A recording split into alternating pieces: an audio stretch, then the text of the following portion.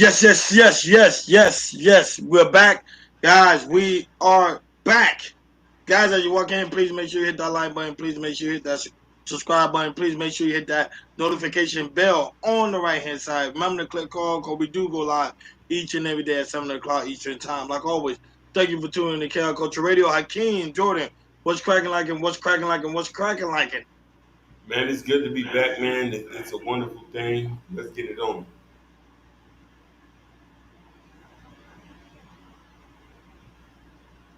Jordan, you there? Well, we'll get join some time to queue up. But as we wait, guys, like always, make sure you hit that like button, make sure you hit that subscribe button, make sure you hit that notification bell on the right hand side so you never miss it when we go live. Shout out to everybody that's watching us all across the board, Facebook, Instagram, Kick, and also Twitch. Make sure you follow. It's so very important for you guys to follow us so you never miss it when we go live. Shout out to those right now watching us from Rumble and also X, TikTok, and Bingo Live. Thank you guys so much for tuning in on this lovely Wednesday evening. Well, Hakeem, before when joining pretty much gets here, I went to Vegas over the weekend, and I'm telling you right now, Vegas economy right now ain't doing too good. What they're saying about Vegas economy is absolutely true when it comes to the aspect of tourism, people buying property, people doing other things. So I thought those rumors was like, I thought people just talking, but it's true. Like, it seemed like Vegas is like there's more loss than reward. Like even people that go there, I don't know, remember like back in the days, people would be able to Yep. have that full Vegas experience. Like, oh, I got some money and I'm able to use the money on certain things. Now it ain't like that. It's like when you go to Vegas now, it's like there's more loss than win. That's crazy. But go ahead, Hakeem. Your thoughts on hearing of my Vegas experience over the weekend? That thing was Hey, crazy. I heard that Vegas was changing, but then I heard a lot of people are not traveling as much. Nobody has money to travel like they used to. And you know what I mean? So Okay. everybody just saving their money in pocket and everything. So it makes sense.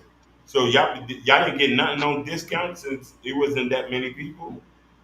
No, they still certain stuff was still a regular price, but like certain places like Caesar continue to be high. MGM Grand continue to be high, but a lot of people are heading back home, going back to their regular hometown. They realize how Vegas is like a scam. Like a lot of people, like man, I came in here and I was thinking I was gonna win something, and I ain't win anything. Like talking to different people from all over the world is just it's just a really really cool experience. So I recommend people that is going to Vegas. Vegas is for the big dogs. Ain't no more for the little dog, and that's facts. And I heard that they have also selfless riding cars now. Hakeem too. They have it. They're working on that. So pretty soon, Oh wow. it's gonna hurt the Uber. Yeah, it's gonna hurt the Uber business over there in Vegas. They testing it out. Me and my comrades was able to test it out. It was really really dope to see like selfless riding car with no human being. But one thing about it is like it's very comfortable, and they Yeah, I ride can everything under the speed limit. Go ahead. I can only imagine. Yeah. So, but more Jordan said he had to reboot. So I'm waiting for him to come back on, but he said he had to. His service went out, so he had to rebuild it. So, but the show must go on. So he already has something. This coming from an NB. So we moving along. Shout out to Evelyn that's in the building. But we moving along to sports.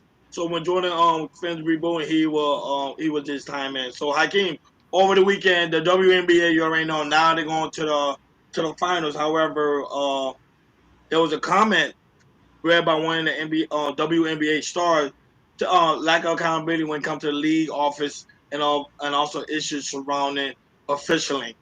Go ahead, Hakeem, play that clip and we'll deep dive right into it.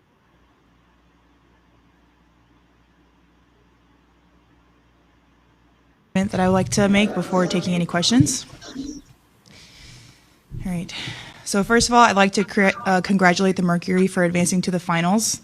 And I want to be clear, this conversation is not about winning or losing.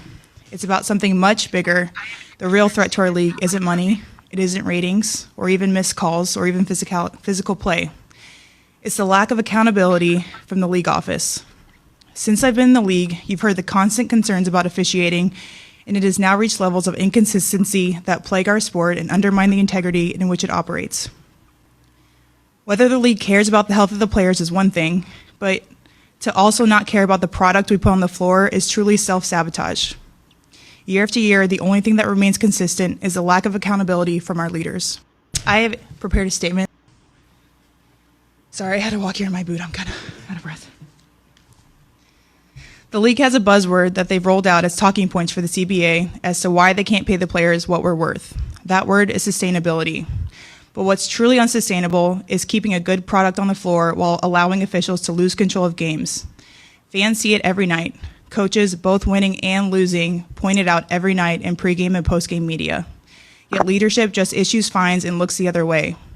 They ignore the issues that everyone inside the game is begging to be fixed. That is negligence.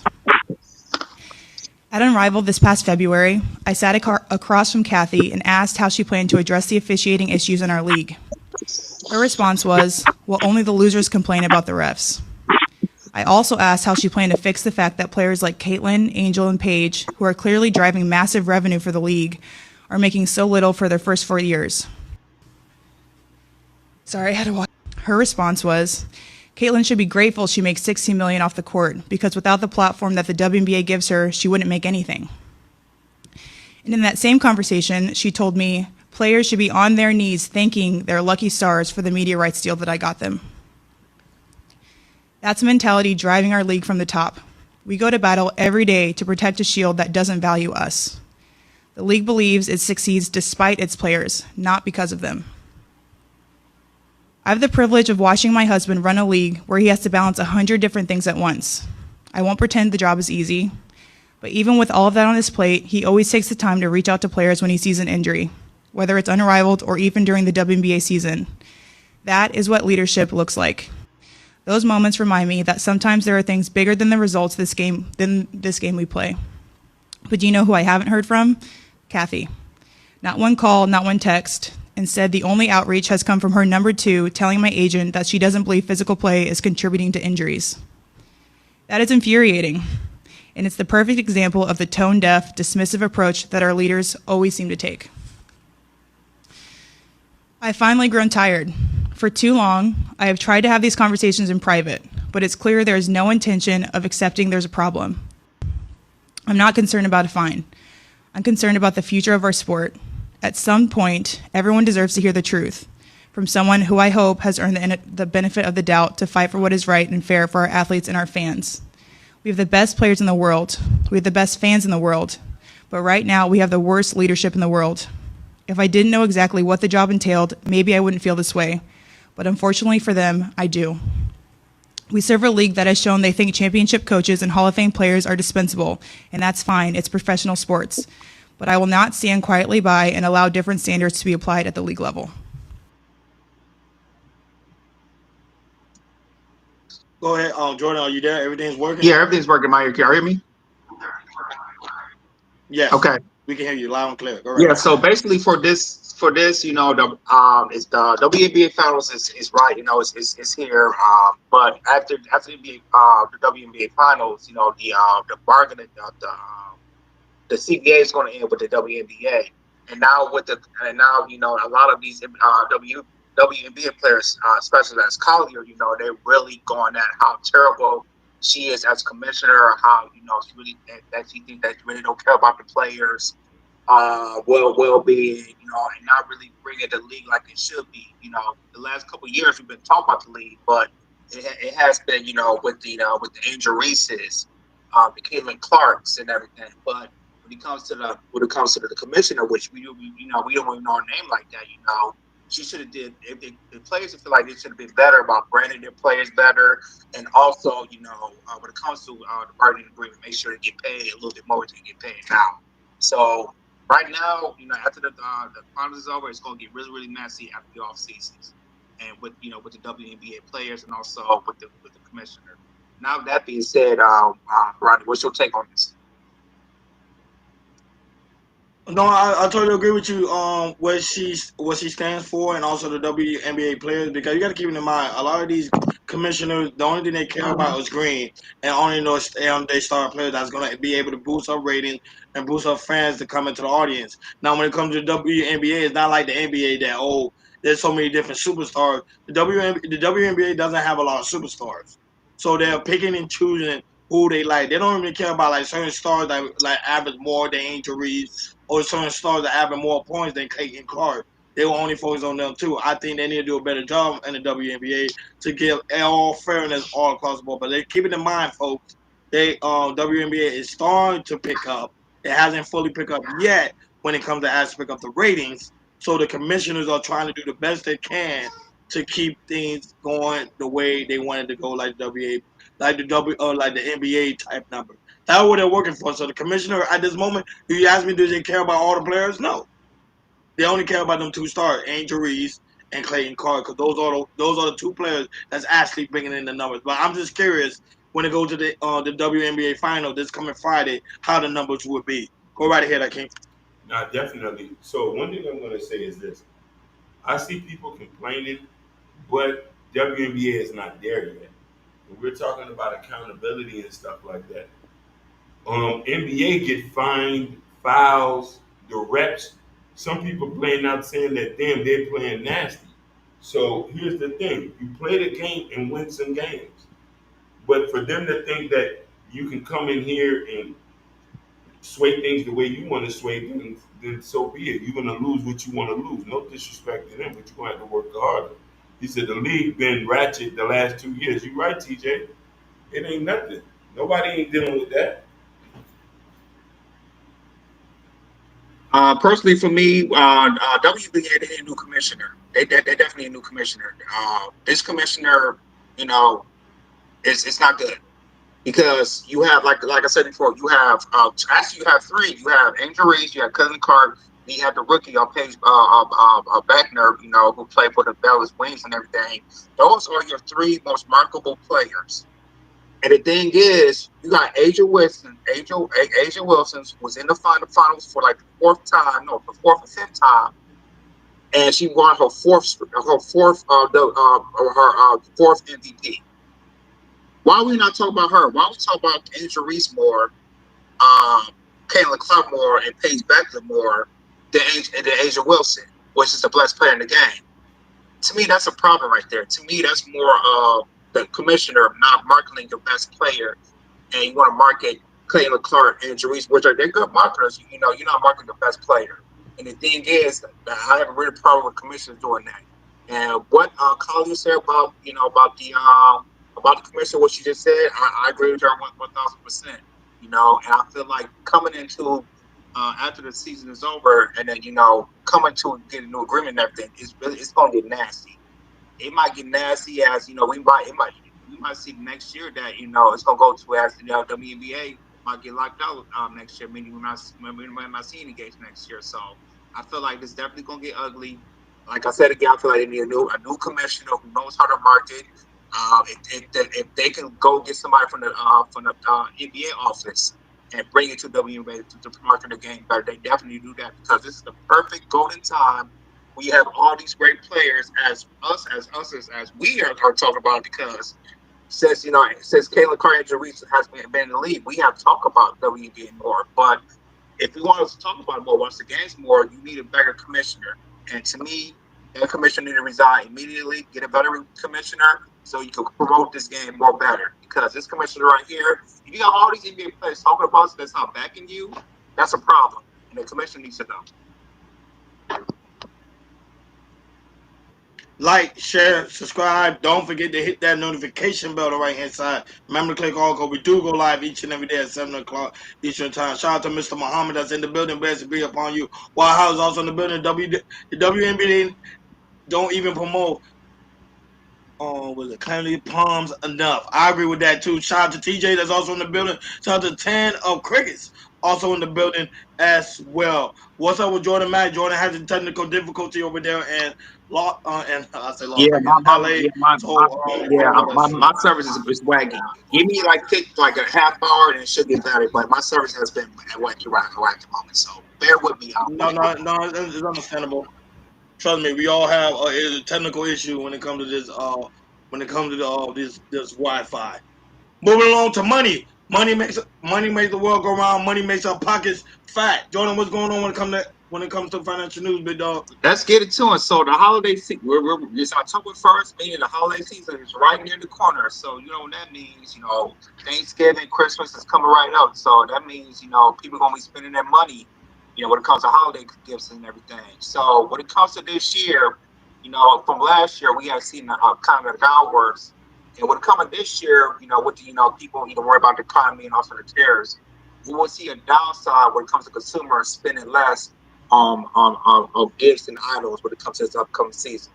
So go ahead, play it. We do have a clip, so play the first 3 minutes of it, and after that, we can chop it up. Shout out to Abby Warrior that's also in the building. Most definitely. Shout out Abby Warrior.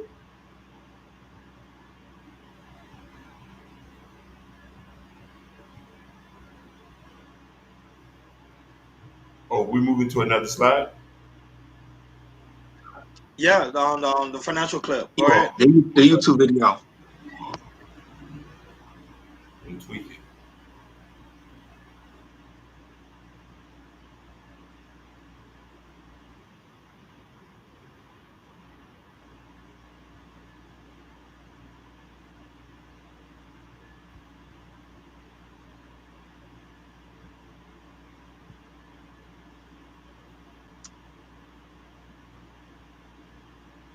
Oh, what the hell?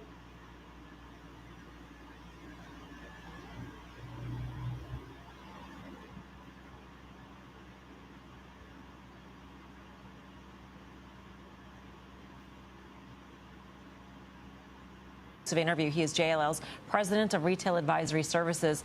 Great to have you with us. You heard our conversation about the concern about credit, et cetera. What are you seeing in terms of consumer behavior? Does it reflect any of these worries? I think in many ways it does. We've done a survey for over 1,000 consumers, and this quite telling, and that tells us that for the overall broad consumer, they're pulling back. They're spending less money this year than last year.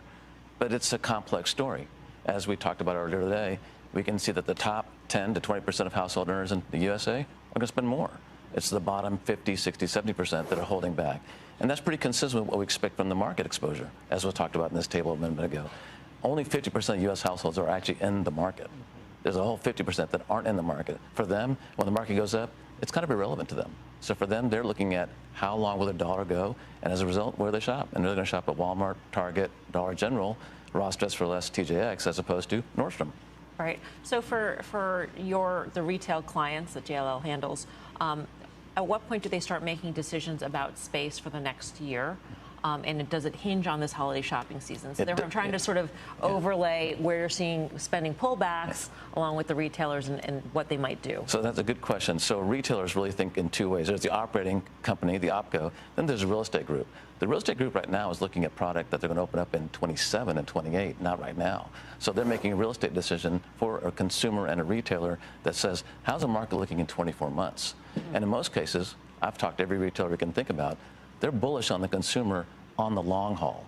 What happens today, next week, or next month isn't what they're betting on. They're betting on 2 years, 3 years from now. Obviously, the employment picture is first and foremost in terms of the spend, but outside of that, in your sort of studies, what scares the consumer from spending? What type of event? Well, there's a number of events. First of all, this soft job market definitely scares them. Secondary, this constant talk of tariff puts unease. They actually don't know what it's going to cost them, no matter what the retailer does. And many retailers have said they're not passing that cost increase to the consumer. That doesn't matter. There's a bit of doubt in their minds. So between what's happening at the pump, what's happening at the home level, what's happening with job security, and then the last piece, which I don't want to think is minimized. Look, there's a lot of stress in the world out today. Wars in Ukraine, wars in Israel, all those things start to seep into your mind. You ask yourself, do I need that or do I want that? And sometimes wanting gets passed up for need. And that's what we're seeing most consumers decide right now. So, I can stop the video. A question about direct-to-consumer. We're looking at Nike. So so the holiday season is right coming up, and we don't know what to expect this season. With tariffs and people worry about the economy and people how people gonna spend. So I will go to you, Ronnie. What's your take about this upcoming season when it comes to holiday of people be spending on goods? With the financial expert, he is absolutely absolutely telling the truth. A lot of consumers are really going to hold back. I think this year when it comes to holiday spending, due to the fact is people are unsure about when it comes to the tariffs. Like right now, when it comes to Amazon, if you order something from China, it might take a longer time than when it used to be like 2 to 3 weeks. Now it's taking a month or a month or two. So when it comes to the aspect of the holiday season, a lot of people are very uncertain. And when it comes to the job economy too as well, especially when it comes to certain jobs being laid off, certain companies closing down stores. So a lot of people are worried. So I think I'm being honest, most people that's going to spend this holiday season are people that really do have the bag or really do have the financial resource to be able to buy things. But like the regular folks, like the middle class and the poor class, they really gonna be hurting this year when it comes to the holidays. But let's see how things go when it comes to the number in November. Go right ahead, I can. So we've been seeing this trend since the last 2 years coming right out of COVID. There was a downward trend, and we covered the financial market here. They was forewarning us even now, and a lot of us don't think it, but we are in a recession. There's not much to spend. Things are very expensive. Things and prices are adding up. So I do think like people are gonna make a steal, but like you say, if you don't got money for Black Friday and stuff, you're not gonna be doing anything. Yeah, absolutely. When it comes to this year, people, if you don't have the means, it's okay. It's okay to skip the year if you can't get what you get and everything. Because you don't need to force yourself to overspend. Then hey, I'll rent, or I'll payment on the electric bill, or I'll payment on the phone or anything like that. It's okay to hey, if you don't have it, you don't have it, and just build on next year. Just keep building on what you're gonna do next year and everything because you shouldn't have to feel forced when it comes to the holiday spirit. When it comes to the holidays. And you got to do the basic thing you do every single year and everything. So if you got to skip this year and just to save, please do it and everything. Because it's not the now. It's about what's building for your future. For yourself, family, kids, whatever, anything like that. So people, if you don't have the means, if you can't do the gifts, find something that's easier to do and everything because I know a lot of people that I know that kind of worry about the tariffs and all that type of things as well. So hey, don't try to force yourself or believe you have to be in the pot. If you can't do it this year, you can't do it this year. It's simple as that. Shout out to E that's also in the building. He said, as long as the upper class got dough to throw at the stock market, it's gonna go up, which is absolute fact. I would say is a more means to the rich than actual middle class and also the poor. On to hip hop, hip hop, hip hop, hip hop. Jordan, what's going on when it comes to aspect of hip hop news, big dog? Oh man, it's been a crazy day yesterday when it comes to the X world, especially with Cardi B and Nicki Minaj. So it all started with Cardi B, her alleged phone call got leaked by her and Ice Spice manager, and you see Cardi B going off.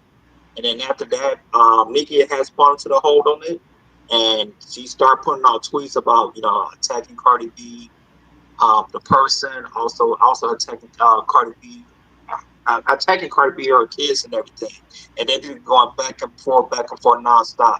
As the Cardi B talk about Nicki Minaj's son, also her fertility issues and everything, and it just got just throwing rants and rants at each other, and it gets so deep and deep that also today that Nicki Minaj, not just they got off from Cardi B, she got off on TMZ, she got off on the Breakfast Club. This spreading at everybody, Jay Z, all the type of things. So we're seeing a big bit, upbeat when it comes to Cardi B and Nicki Minaj. So go ahead, can you play the leak audio or it started with Cardi B was going off of Ice Spice's manager.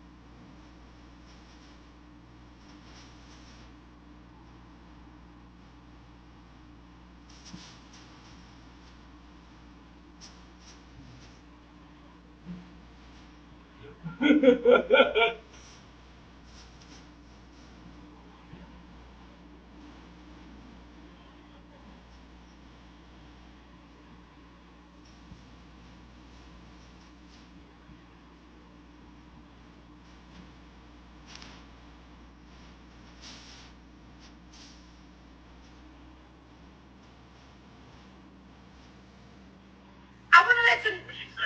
What she said? Why you want to act dumb? Why do you want to act?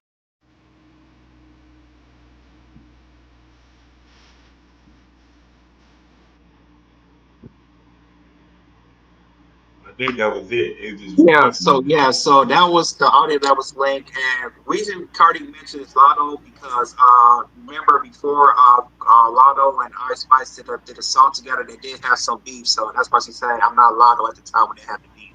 Also, Hakeem showed the tweets of Cardi B and Nicki Minaj was going at it, meaning they both going at each other's kids. Cardi going at fertility issues, and it just it is speaking better at each other and everything. It just gets bad and bad and bad. And so oh yeah, yeah. man, it just shows that Go Cardi ahead, and Emily. Nicki Minaj still have beef with each other. My teenage boy. So Oh, okay. Yeah, I ain't right No, you there. can put right. Nothing.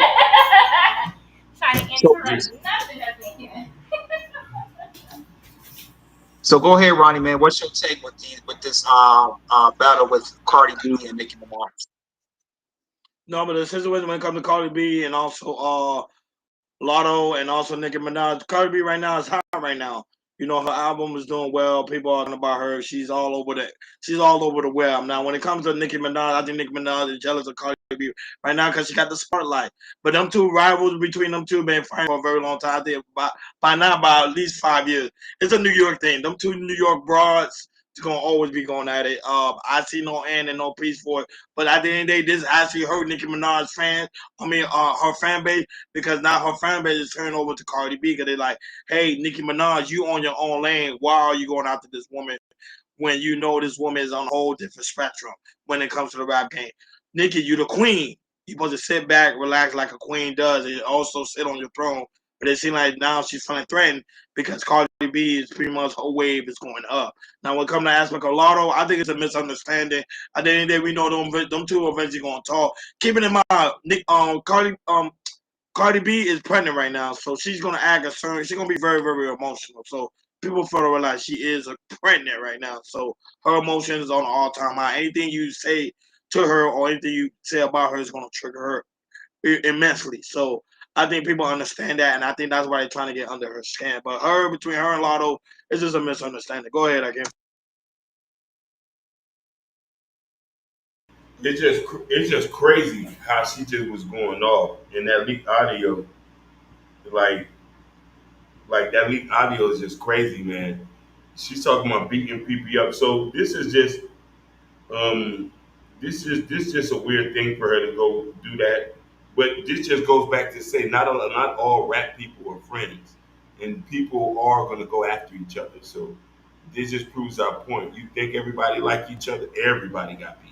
Nobody really friends. It's all about money, status, and prestige. I'll land right there. Absolutely, Hakeem, especially in the female rap community, they don't like each other. They don't like each other. Cardi B doesn't like Nicki Minaj. She doesn't like Ice Spice. She probably don't like Lotto. She doesn't like J. She don't like JT. She don't like Carisha. To make, oh man, it's just Nicki Minaj don't like Megan Thee Stallion. It's like, yo, it's like the main rappers, they can, there might be some beef, but at the end of the day, they might work with each other. But because it's female beef, oh my God, they will go underneath. They will attack kids and everything and don't care. Like, I don't see men doing, like, main rappers, they don't go that far because of family or anything like that. But female rappers, they go beyond that. They'll talk about the kids, your kids not even here yet and everything, and it's just crazy, just grabbing out here. And this tells me the female rap game, nobody's like somebody. Roger with traffic, he yeah, sure. But other than that, we're not talking everything. I remember when the motorsport came out with Nicki and Cardi B. They never talked to each other. They just did a verse here. I remember when they was on the set of the videos. They did different sets on different days, so they never saw each other on a different set or anything. So it goes to the point like they could do a track with each other and don't even talk with each other.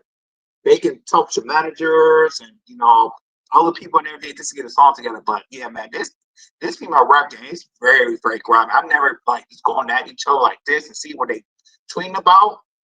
And Nicki going after everybody, not just Cardi B, but she going after everybody. Jay-Z, TMZ. It's like, yo, it's like I see Nicki got the God complex and everything, but to see that from Nicki, she's probably like one of the best female rappers ever. But her to go to that low, doesn't need to go that low, but it's hard to go so low on Cardi and everybody else, man. It just shows that the female rap game is just grimy, and I'm glad.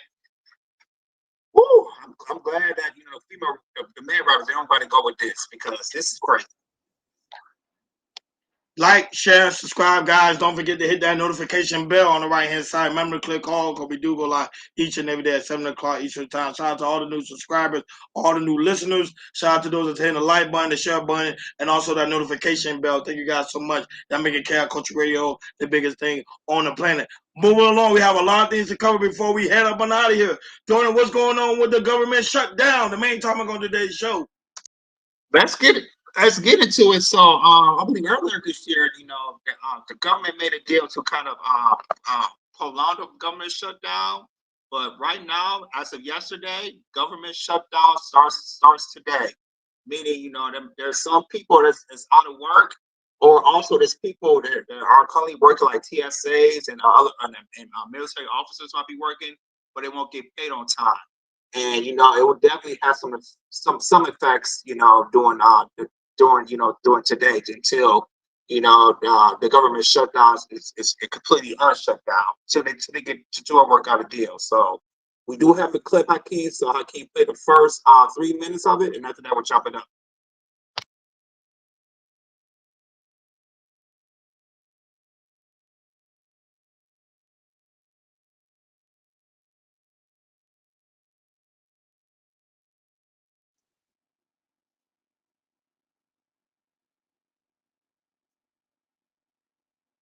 Hakeem, you there? Did he step away?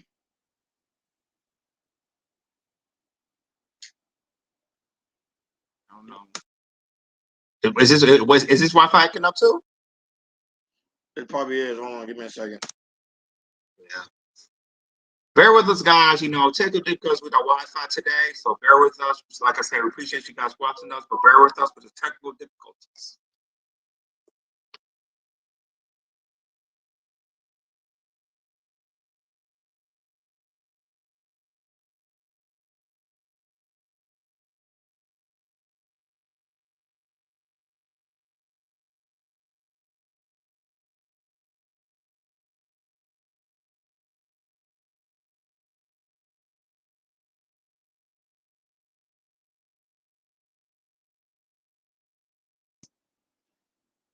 Yeah, so was waiting for him to get back. But but the situation when it comes to the aspect of the government shutdown, because people are trying to wonder what is going on when it comes to the government shutdown. Pretty much what's happening, the government will be shutting down until they pretty much reach an agreement when it comes to federal funding.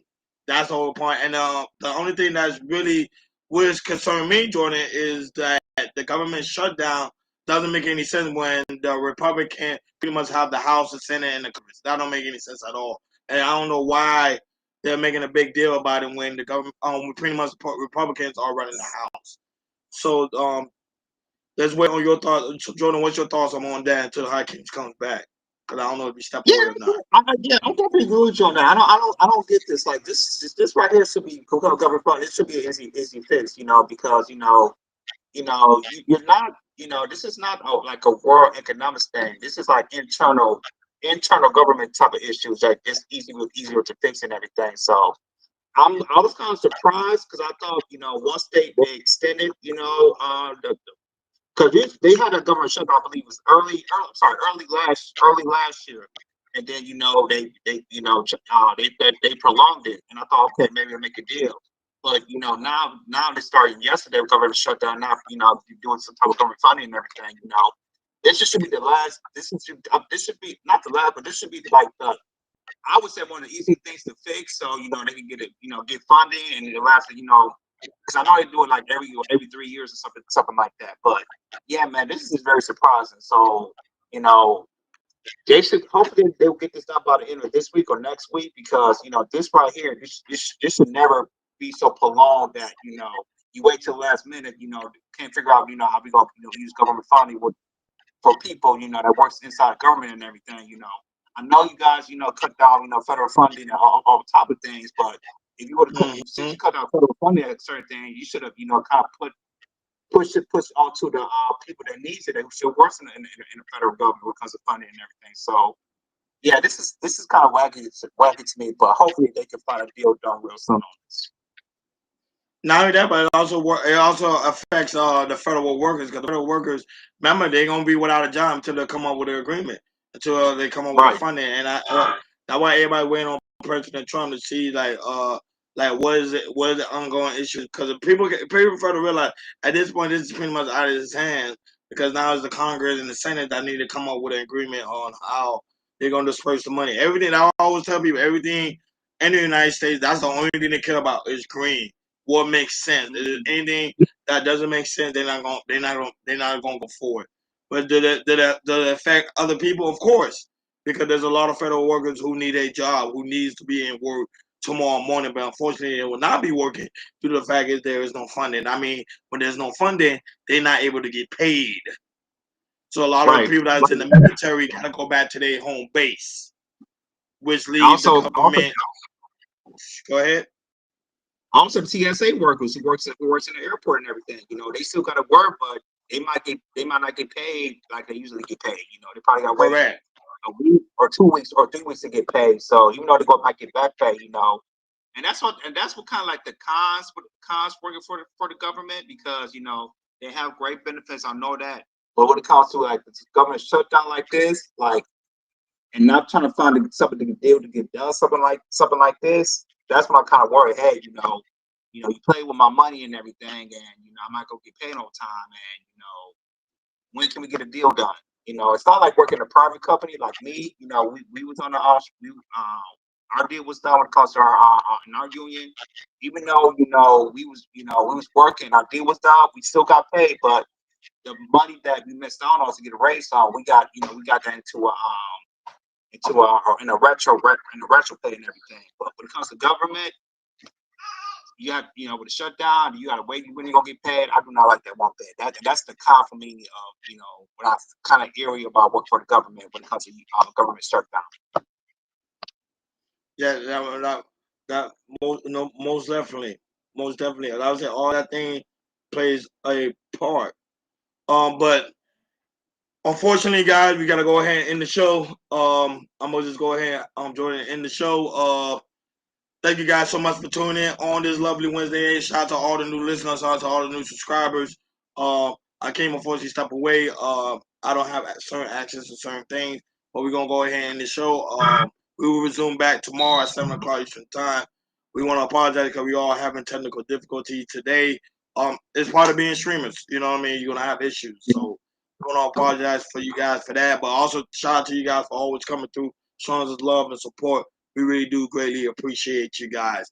And guys, make sure you hit that like button. Make sure you hit that subscribe button. Make sure you hit that notification bell on the right-hand side. Remember, click all because we do go live each and every day at 7 o'clock Eastern time. But unfortunately, today we are going ongoing with the technical issue, and we're gonna work on it. But we will talk to you guys again tomorrow, same time, 7 o'clock. Like always.